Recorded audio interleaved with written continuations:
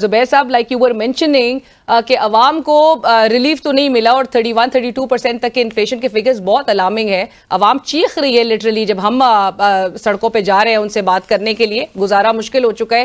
آپ ہی کی حکومت تھی صاحب کا, اتنا بڑا اتحاد تھا تمام سیاسی جماعتوں کا, اور اس میں بھی ڈیلیور نہیں کر سکے. لیکن آپ کی جماعت سے دو افراد, شاہد خاقان عباسی صاحب, مفتاح اسماعیل صاحب, جب وہ بات کر رہے تھے گزشتہ چند ماہ سے ری امیجننگ پاکستان کے پلیٹ فارم سے, اور اب ایک نئی سیاسی جماعت کے اشارے دے رہے ہیں, آپ ان کی اس بات تک اگری کرتے ہیں, اتفاق کرتے ہیں کہ جہاں پر وہ اکنامک فنڈامنٹلز کی بات کرتے ہیں, معیشت کو ٹھیک کرنے کی بات کرتے ہیں, ملک کو واپس سے اکانومی کو ٹریک پہ لانے کی بات کرتے ہیں, ہیومن ڈیولپمنٹ انڈیکس کی بات کرتے ہیں, جو ملک کے اس وقت کرائسس ہیں اس کی بات کرتے ہیں, ان سے اس حد تک تو اگری کرتے ہوں گے؟ دیکھیں نا, میں بالکل کلیئرلی آپ کو بتا دوں وداؤٹ گیٹنگ شاہد خاقان کیا کہتے ہیں, مفتاح کیا کہتے ہیں. میں اپنا پوائنٹ آف ویو, اور جو کہ پارٹی میں ایک ابھی بہت اسٹرانگ پریشر ہے کہ Pakistan needs a reformist economic agenda. Reformist economic agenda, it is a situation جہاں آپ یا تو ریفارمز کریں یا پیرش ہو جائیں. اور اس میں آپ نے بالکل صحیح کہا, اس میں اکنامک انڈیکیٹرز کو بھی ایڈریس کرنا ہے اور ہیومن ڈیولپمنٹ انڈیکیٹرز کو بھی, لائک ایجوکیشن ہے. کوئی دنیا میں ملک ایسا نہیں ہے جو انویسٹمنٹ کیے بغیر ایجوکیشن میں ترقی کرتا ہے. کوئی ایک مجھے کوئی بتا دے کہ ڈیولپنگ کنٹری سے وہ ڈیولپڈ کنٹری کی طرف کیا ہو. اسی طرح سے صحت ہے, اسی طرح سے صاف پینے کا پانی ہے, اسی طرح سے پبلک ٹرانسپورٹیشن ہے, اسی طرح سے آؤٹ آف اسکول چلڈرن ہے. If not the highest but I think one of the second highest Pakistan out of school children ہے 5 سال کی ایج سے 16 سال کی ایج. اب اگر آپ کوئی سمجھ رہے کہ اس کو ایڈریس کیے بغیر ہم ترقی کے سفر میں آگے بڑھ جائیں گے تو I think we are mistaken. اسی طرح سے جو ہمارے جو فسکل امبیلنسز ہیں, جو ہمارے فورن ایکسچینج ریزروز کے اوپر بار بار پریشر آتا ہے, تو that is why I said کہ ریفارمسٹ اکنامک ایجنڈا, کہ آخر کار یہ سمجھنا کہ پاکستان نے کیوں ورلڈ ریکارڈ سیٹ کیا ہے آئی ایم ایف کے پاس جا کے 23 دفعہ, بلکہ 24واں ہے. اگر آپ دیکھ لیں کہ وہ 23واں تو تقریباً جون میں ختم ہو گیا تھا, یہ 9 منتھ کا ایک نہیں ہے, 24واں. And let me just state again کہ یہ جو مارچ میں ختم ہوگا, اور جو بھی اس وقت حکومت آئے گی, جو بھی پارٹی آئے گی, وہ بھی دوبارہ جائے گی.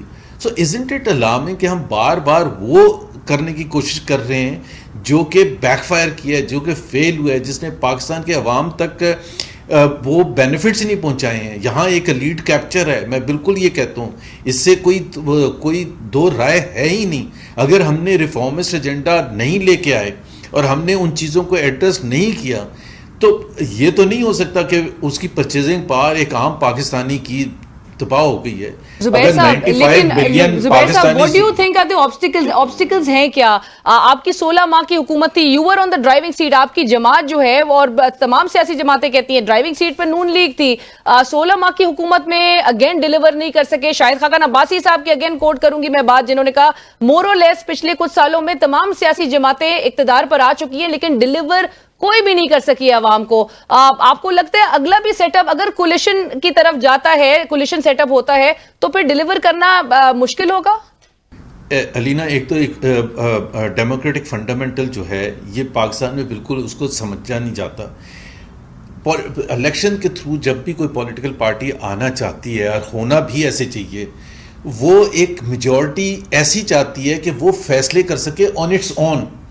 اگر آپ 12 یا 13 پارٹیز کے ساتھ آ کے سمجھیں گے کہ آپ فیصلہ سازی کریں گے, اور وہ مشکل فیصلے جس کا ابھی ہم ذکر کر رہے تھے جو ایڈریس کرنے, اور اس میں آپ پرائیویٹائزیشن, اسٹیٹ اینٹیز کو بھی کی بدحالی بھی ایڈ کرتے ہیں, ٹیکس ٹو جی ڈی پی کی اتنی لو سطح بھی آپ ایڈ کرتے ہیں, اور پاپولیشن کنٹرول کی بھی ایڈ کرتے ہیں. ایک رائٹ ونگ پارٹی, ایک سینٹر پارٹی, ایک right of centre party, and so on. تو کیسے فیصلے ہو سکتے ہیں؟ یہ تو لیکن پتا تھا, یہ تو پتا تھا, اتحاد ہی بنا تھا اور ایک ساتھ ہی اکٹھے حکومت کرنی تھی اور عوام کو اس میں ریلیف بھی دینا تھا.